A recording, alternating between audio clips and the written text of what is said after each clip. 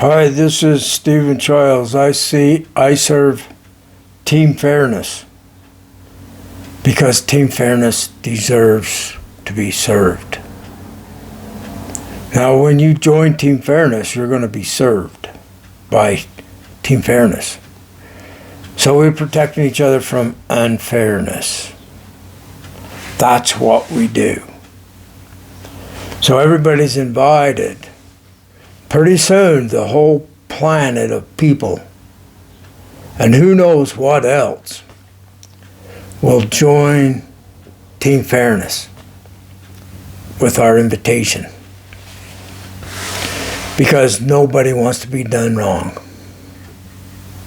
So now you know.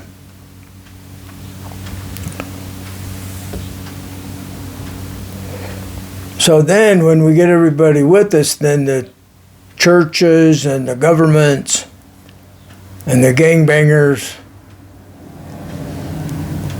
and the cults, everybody will agree to not do others wrong anymore. You know why? Because they're forgiven and they're exonerated for all their past activities and thoughts.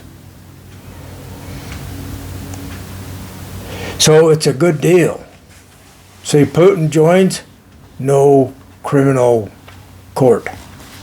Same for Trump, because the loser always is at risk of being taken to court and punished for the rest of their life for what they did while they were the king of whatever, the ruler of their domain.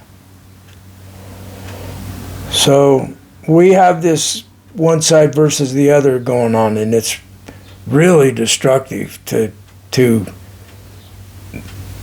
our well-being. Everybody hates each other. So this idea of the law of fairness is fundamental to everything else. That's not a bad idea. That's what we need to do. So that means that fundamentally the law of fairness applies to me too. So throughout the day, I'm stopping all my unfair thoughts, judgments, and I'm also stopping the unfair thoughts to myself. So there'll be a group of people, and they're doing what people do, and some people try to intimidate others. It's like their hobby. And so if I can be in the state of mind where I can just let them be how they are without any response. And I don't have to interact with all the people. I can just stay to myself. So what I want to talk about is this idea of awakening, the awakened mind. So there's the inside and the outside. There's you and there's everything else. So see if this doesn't sound right. The outside is continually trying to get you to jump through hoops. It's trying to get your attention, and it's trying to get you interested in something or concerned about something.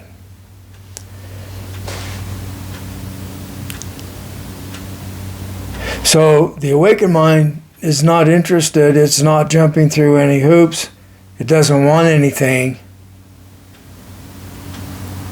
it doesn't need anything. It's just consciousness, pure conscious awareness, not going anywhere, not doing anything. We don't always need to be doing something. We don't need to be doing something. And then you just observe the outside, what it does. It's entertaining. And they'll keep trying to lead you on, like the prize is if you just jump through this one more hoop, then you'll have the trophy wife. She's just around the corner. So we'll run up there around the corner and see. No, don't jump through that hoop. See what I mean? So it's like you let go of the bird, and if the bird comes back, then it's your bird. So the bird's the outside. So just let the outside fly away. We don't care. Maybe it comes back and we don't die. Maybe it doesn't come back. We're dead. That's okay too. Then we'll be out of this continual and non-ending, ever tormenting outside world trying to get you to jump through the hoops. That's all it does. That's the only thing it can do, is try to get you to jump through the hoops. You know what I mean, like at the circus where they have the animal trained to jump through hoops with fire around them or whatever. See, they want me to want something, but if I don't want something, then they can't control me. If I don't want to save myself from death, then they can't control me with the threats of death. Go ahead, kill me. Go ahead and gang up on me, call me names, whatever you want. I don't have to respond at all. So, I'm going to talk about team fairness. Team fairness is not about winning or losing. It is not about making others give up to us. We do not ever give up to others. We only give up to not doing others wrong and to becoming a friend to the others. You could say that either we all win or we all lose. It is an invitation to everyone to join the way of fairness. That's what team fairness is. Very simply, we do not want to be done wrong by others. This is why we agree to not do others wrong. We protect team fairness from unfairness. Our goal is to get the religions and governments to join us. When this happens, the wars will stop, the hatred will stop. Everyone will be our friend. The only enemy is unfairness to us. You know how they say we need to have an enemy? It's unfairness. That's the enemy that humans have. It's just that humans do wrong to each other. That's the enemy that we need to defeat or convince everybody to stop doing others wrong. So no one's defeated. See, everybody wins. It's a matter of education. Unfairness will be humanity's only enemy. Doing each other wrong will be a thing of the past. Good will convince evil to stop being evil. Everyone has both good and evil. So we have to convince our own evil to stop being evil too. Unfairness is the evil. We don't get rid of any religion or government. We simply convince them to stop doing others wrong. Now, the skill of forgiving is like paramount. So when someone does you wrong, promptly forgive them. Ask for help from your higher power. Will you please stop these guys from doing me wrong? And then it's not your business anymore. You give it to your higher power. And when you've forgiven them, then you no longer resent what they're doing, because you know they're going to get some consequence. It's their karma. I tell people, do whatever you want. It's your karma. And then they say, well, you told us to do what we want.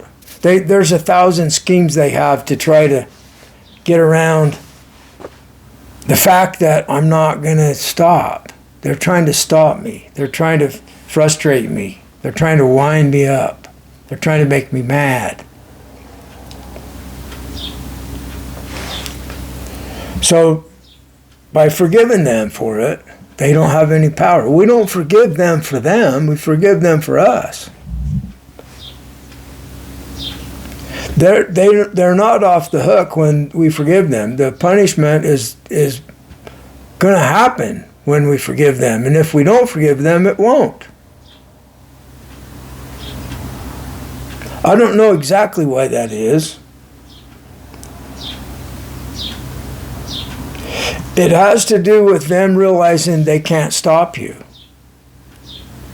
They can't do you wrong to stop you because you just forgive them. And so when they can't control you, their karma comes slamming home. The realization is that I'm powerless. For the first time, they feel they're powerless. So that's why it works, I guess. So we have to give up. Humans have to surrender to something. We know that. When we were wrong and everybody else started looking at us like, what are you doing? You're wrong. You're the one that's wrong. You ever had that happen? I have. And so you look inward. You look at, what am I doing? You get honest with yourself. Why am I doing this? So that's what they're going to do. They're going to start thinking, why are we trying to control the Buddha? The Buddha's not controllable. That, we're striving to be the Buddha in so many words, the awakened one. So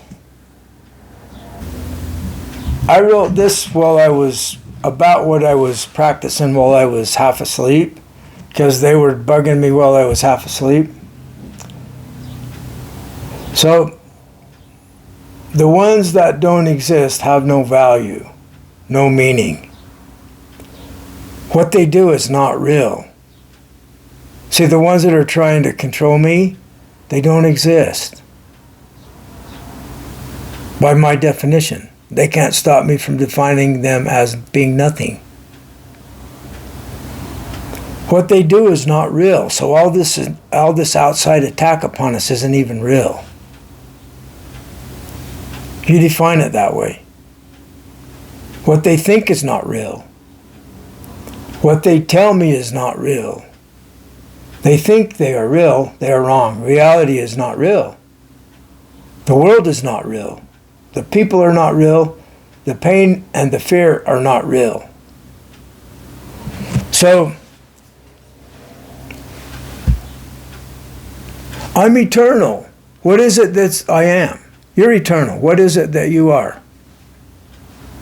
There's one thing that's eternal. It's the thing that's everything. And it's eternal. So it's me and it's you and it's the sky and it's the mountain. It's the ocean. It's the stars. It's what exists. So in comparison to it, we don't even exist. It's that one eternal thing doing this. And I'm thinking, there's a me. That's my own appraisal of the situation. But it's not necessary. So the awakened mind, you'll hear people teaching this idea that there's no me. There's only God. There's only Brahma.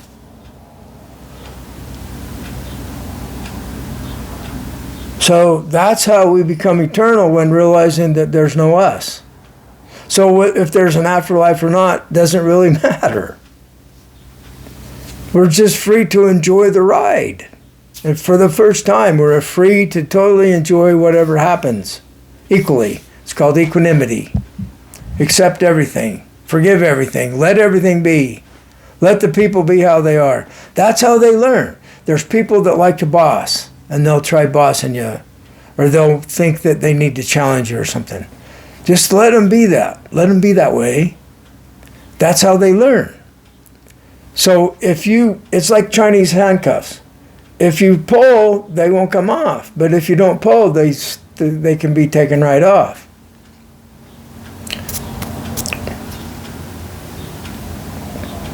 It's like a tug of war. As long as you're picking up the rope and pulling on it, they're going to pull back. Just set the rope down. How can they have a tug of war with you if you're not holding on to the rope? It takes two to tango is one way of saying that. So you can think this, if you're being disrespected, stop disrespecting us or you will have a dreadful fate.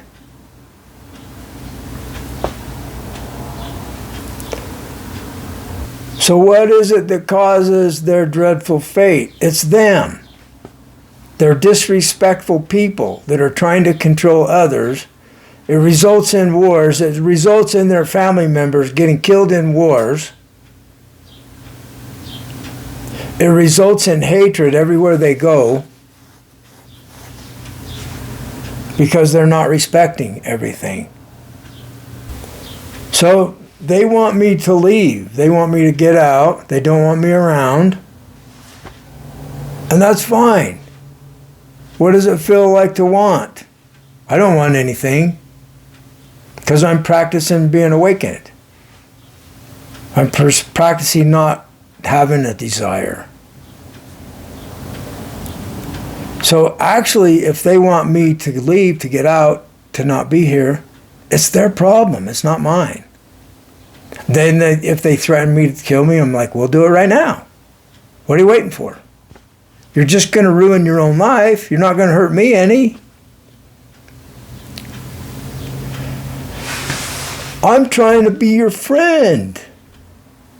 You need to learn this. So when you're not caught up in all of this hatred and reaction and hurt feelings, you've risen above it, then you're capable of loving them no matter what they do.